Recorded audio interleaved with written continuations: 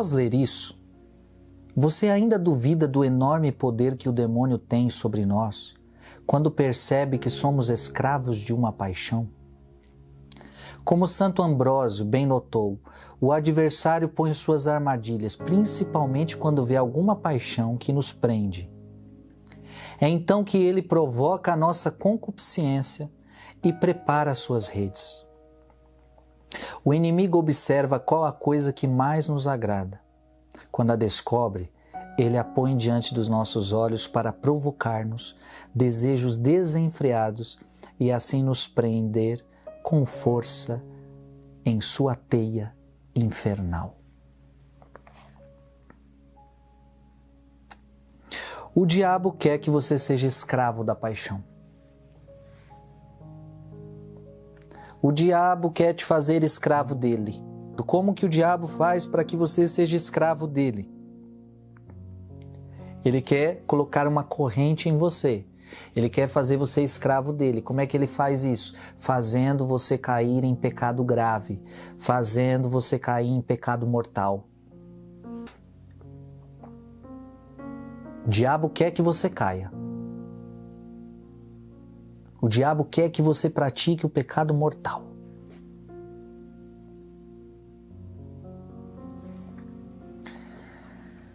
Então o que o diabo faz? Como Santo Ambrósio bem notou, o adversário põe suas armadilhas, principalmente quando vê alguma paixão que nos prende.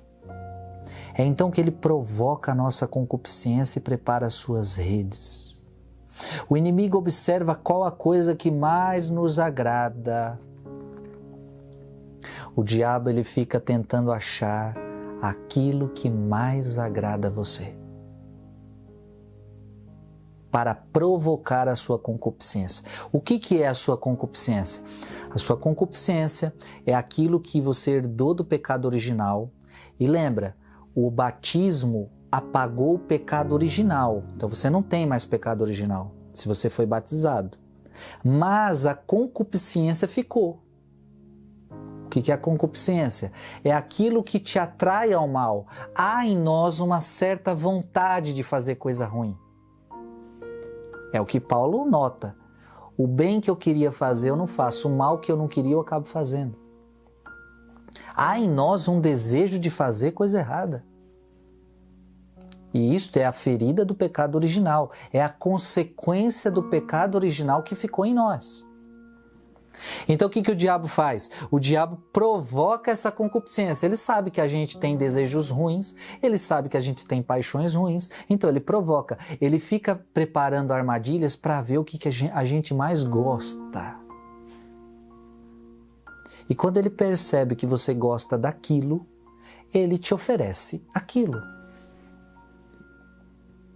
O diabo vai tentar ver qual é a sua fraqueza a nível da sua sexualidade. E quando ele descobrir o que é, ele vai te provocar aí. Se o diabo percebe que a tua fraqueza são vídeos pornográficos, são vídeos de celular, são vídeos de YouTube, o diabo vai colocar aí. É aí que ele vai investir.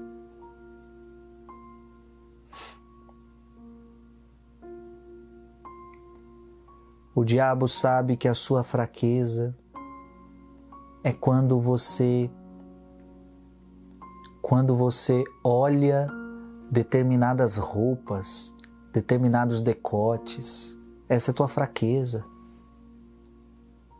Então, o diabo vai dar um jeito de esses decotes aparecerem na tua frente, na tua cara. Gente, parece até uma brincadeira, mas é o que o diabo faz. Para quem quer adulterar, para quem quer trair seu casamento, o cara, eu gosto desse tipo de mulher, esse tipo de mulher vai aparecer. Esse tipo de homem vai aparecer. O diabo faz questão de colocar do jeito que você quer. Como é atraente para mim um homem assim, um homem assado, então esse homem assim, assado vai aparecer para você. essa mulher assim assada vai aparecer para você.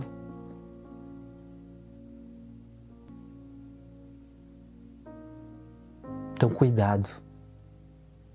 Todos nós temos o nosso ponto fraco. E a gente então precisa estar vigilante, não dar trela, não dar trela, não dar trela, que é o que nós vamos falar agora.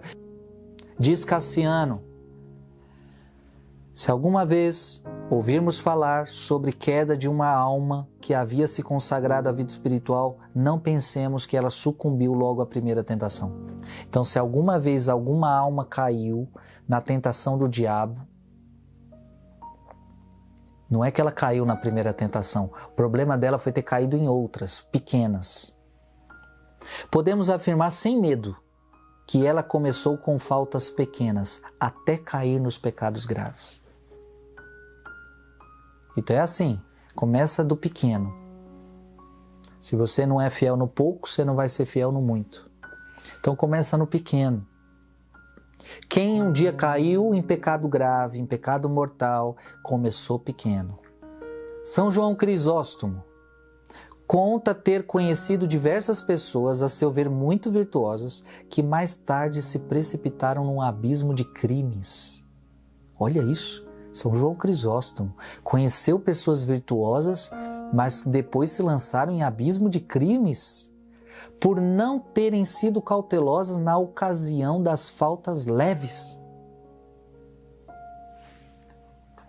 Gente, a gente precisa ter uma atenção muito forte aos pecados leves. Então, por favor, você não pode cair nessa de que pecadinho leve não tem nada a ver. Então, quem quer a santidade tem que cortar pecado leve, tem que cortar pecado grande, pecado pequeno, qualquer pecado. Porque tudo é pecado. Porque para muita gente, uma mentirinha não tem problema. Tem problema. Por mais que seja uma mentirinha, é pecado. Talvez não seja um pecado mortal pela tão pequena mentirinha que você contou. Sabe? Isso é seu? Ah, não, não é meu não. Você fez isso? Não, não fiz isso não. Às vezes é uma coisinha tão michuruca, não vai afetar a vida de ninguém, é um pecadinho de nada. Mas é pecado. E é de pecadinho assim, é de mentirinha em mentirinha, que um dia você está contando uma mentirona que vai arruinar a sua vida e arruinar a vida dos outros. Então, para um espiritual cair, basta que ele peque faltas leves. Aliás, aqui é muito importante que eu diga isso. É por isso que é importante também confessar as faltas leves. Porque talvez em tese a gente podia pensar, mas as faltas leves a missa não perdoa? Porque a gente aprende que na missa, no ato penitencial, é perdoado os nossos pecados leves. Sim. Só que quando você confessa, você está fazendo isto e o padre pode te dar conselhos, você está tentando cortar esses pecados na raiz. Se você não confessa eles, eles começam a criar raízes dentro de você. Porque é muito fácil chegar lá na missa, você não precisou nem muitas vezes confessar diante do padre, ali em geral o padre dá a absolvição, pronto. Sim. Isso é para que você possa comungar de uma maneira mais digna. Então é por isso que há esse ato penitencial na missa. Porque todos nós somos pecadores. Não há ninguém que possa chegar ali diante da missa para comungar Jesus e não tenha cometido nenhum pecado. Não existe. Então, o ato penitencial na missa é para que a gente se humilhe, é para que a gente peça perdão e Deus nos dê um perdão a qual as nossas faltas são perdoadas. As faltas leves. Não pecado mortal. Tanto é que se a pessoa participa da missa com algum pecado mortal, ela não vai poder comungar. Então por que você com pecado venial comunga? Porque Deus te perdoou. Ok, Deus te perdoou, mas vai para o confessionário.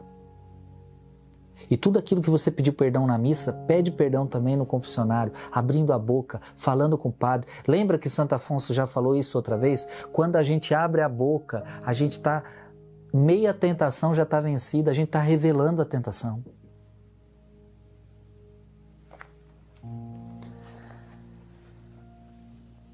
De fato, Inicialmente a serpente não despertou em Eva o desejo de comer o fruto. Olha que interessante. A serpente não colocou em Eva o desejo de comer um fruto. Não era assim. Primeiro começou como, gente? Primeiro apenas contempla a Eva. Olha como o pecado começa. Primeiro ela viu. Interessante que a Bíblia diz, ela viu e viu que era atrativa aos olhos. Era atrativa aos olhos. Então, a serpente primeiro faz com que você olhe. Então, para que o adultério aconteça, primeiro você olha, primeiro você pensa. Para que você caia na relação sexual fora do casamento, primeiro você pensa, primeiro você imagina.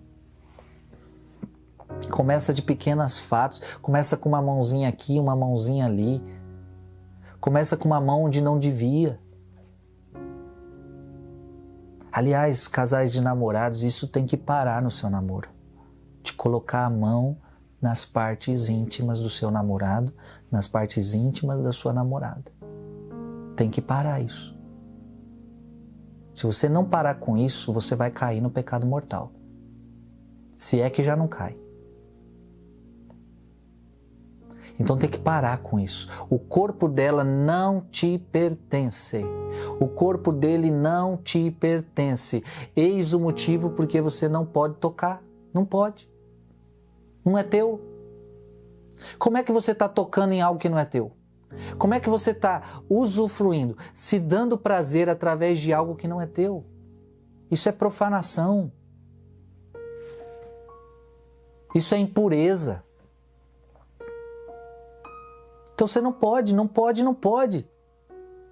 pode porque o corpo dela é templo do Espírito Santo e não pertence a você. No dia que você casar com essa pessoa ou com outra pessoa, o que vai acontecer? A Bíblia diz, e Paulo diz, que o corpo de um pertence ao outro.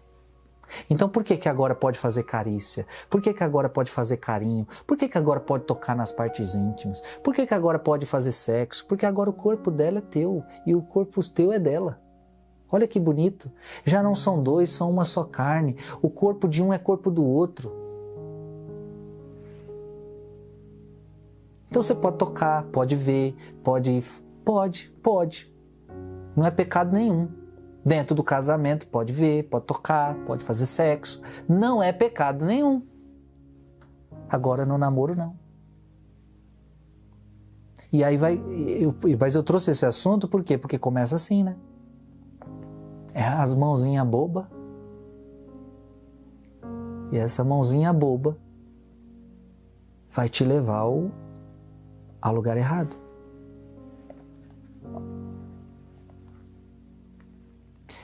Eu me lembro, e aqui também conto um testemunho do Frei. Eu me lembro quando eu namorei. O Frei também namorou, né? Aliás, para entrar no convento eu quis fazer essa experiência, né, de namoro. E entrei no convento tendo que terminar um namoro. E eu lembro que eu dizia para minha namorada, ali eu já estava num processo, aliás, antes de namorar com uma menina que eu gostava muito, eu já fui muito sincero com ela e disse, olha, eu estou sentindo uma inquietação para ser padre. Mas eu não sei, eu estou muito confuso ainda. Sinceramente, eu não tenho certeza. Por isso, eu quero sim iniciar um namoro com você. Mas você fique ciente, sabendo que pode ser que eu queira ser padre. E foi o que de fato aconteceu. Ela entrou sabendo.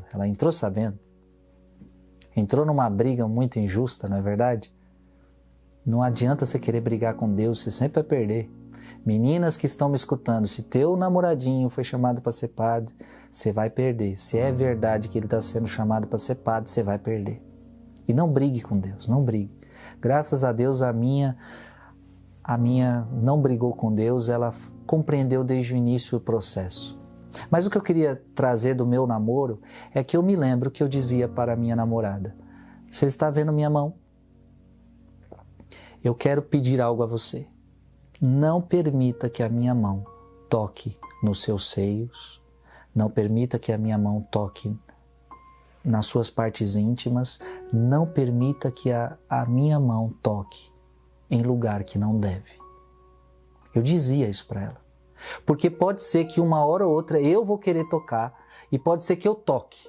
Na mesma hora você vai tirar, você não vai deixar, você não vai permitir. Eu preciso da sua ajuda.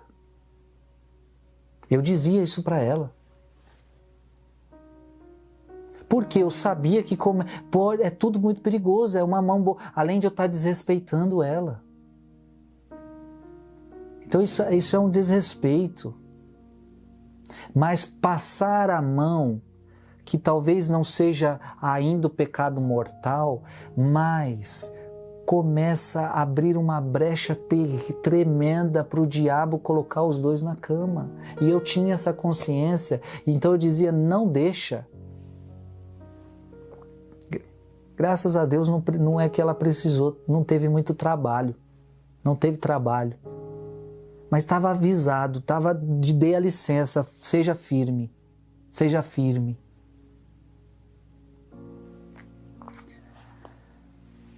De fato, inicialmente a serpente não despertou em Eva o desejo de comer o fruto, mas apenas de contemplá-lo. Quando começaram a conversar, porém Satanás usou de toda a sua malícia, levando Eva a duvidar da advertência de Deus, arrastando assim a queda. Então tudo começou com olhando o fruto. Talvez Eva passou a mão no fruto, conversou com a serpente e aí caiu.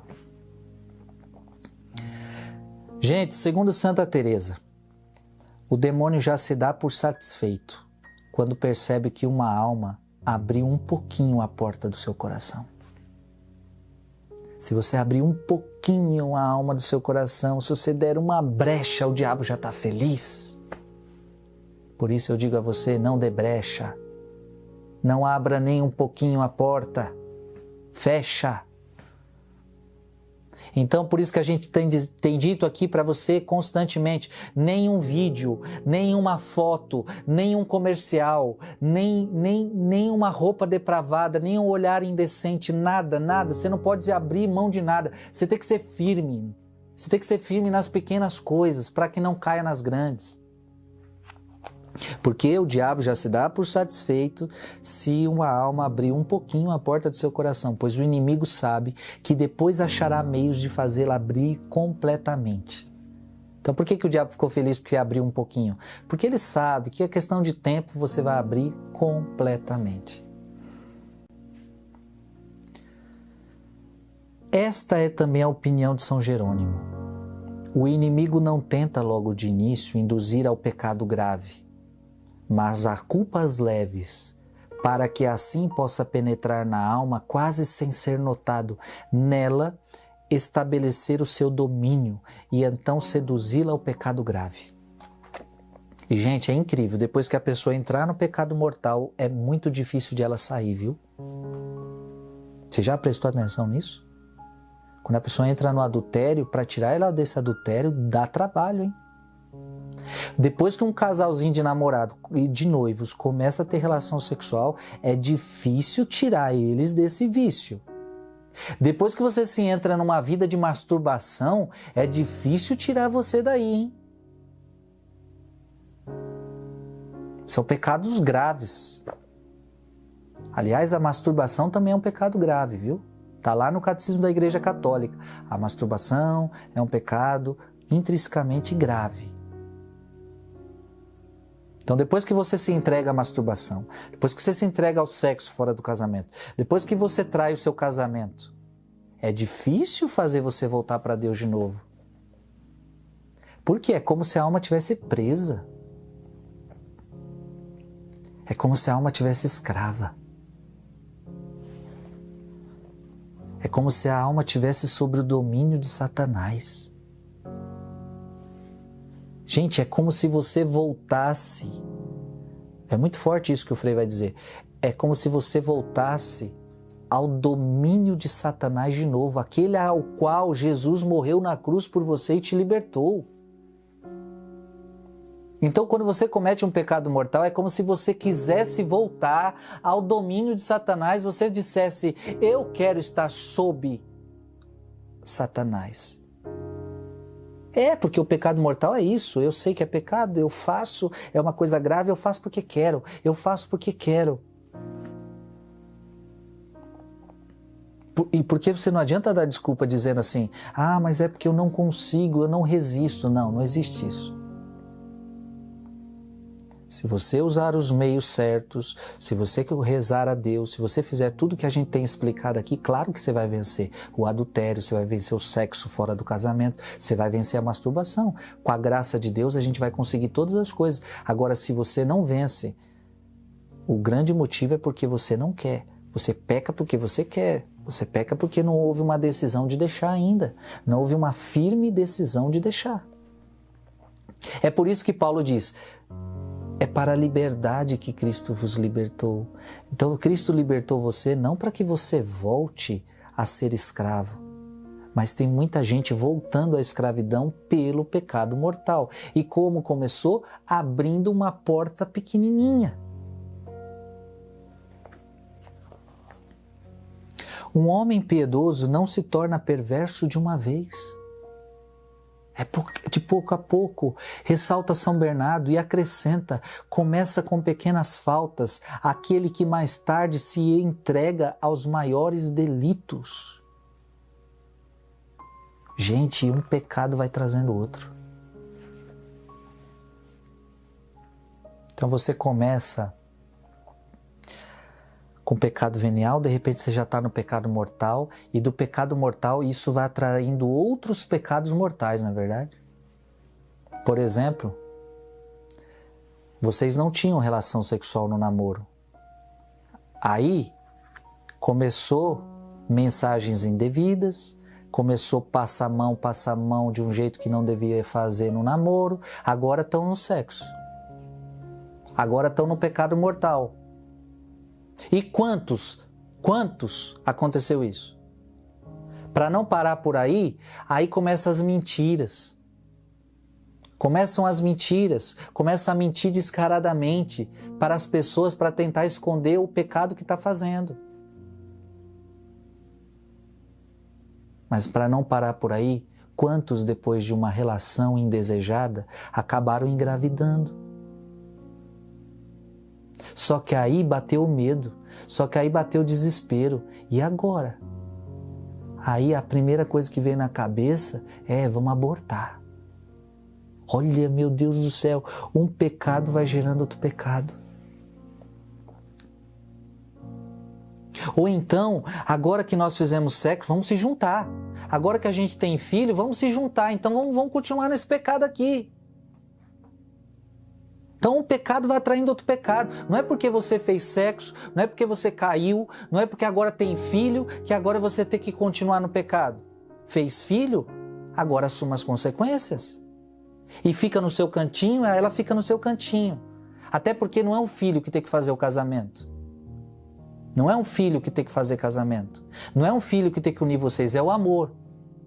Então calma, não toma a decisão agora de já se juntar. Assume as consequências dos teus atos. Assume as consequências dos seus pecados agora. Fez sexo fora da hora. É por isso que a igreja fala, é por isso que Jesus fala. O sexo é para o casamento. Por quê? Porque ali você vai ter condições de ter filhos. Ali você vai ter condições de ter uma família. Agora você tem sexo no namoro e aí tem filho. E agora? Isso atrapalhou seus estudos, atrapalhou seu trabalho, atrapalhou sua vida, atrapalhou sua comunhão com Deus, que é o mais importante. E envolveu mais uma pessoa no mundo que não tinha nada a ver com a história, porque o que seu filho tem a ver com essa confusão toda? Nada. E agora pode ter pais separados.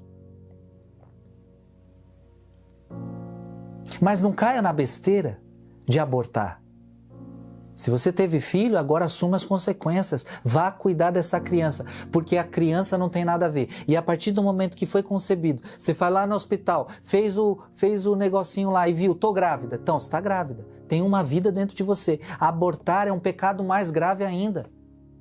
Assume as suas consequências. Seja responsável. E se não quer cuidar, tenha o filho e doe para alguém.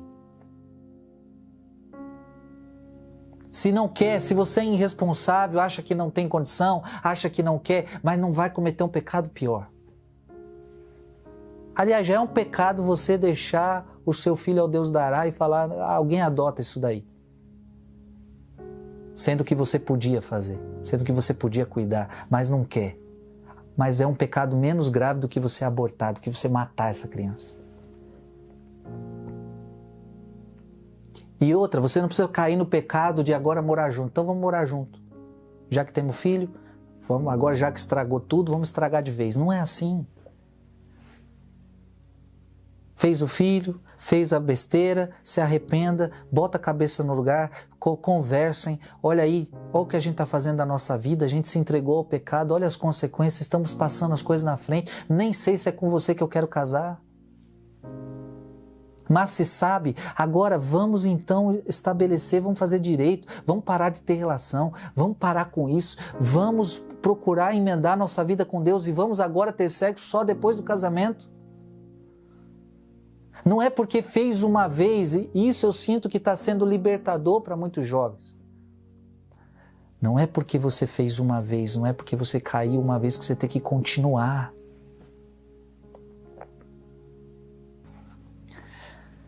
Como consequência do pecado original, todos nós somos propensos à transgressão, ao que é proibido. Como consequência do pecado original, a gente gosta do pecado. É muito importante você entender isso. Não venha me dizer que você gosta das coisas santas, não. Você gosta do pecado. Claro, se você gosta das coisas santas é porque você fez um exercício. E é porque agora você está encontrando a sua liberdade, você está encontrando as coisas de Deus. Mas nunca se esqueça que há um desejo de pecado dentro de você. Oi, amiguinhos, se inscreva no canal, dá um joinha.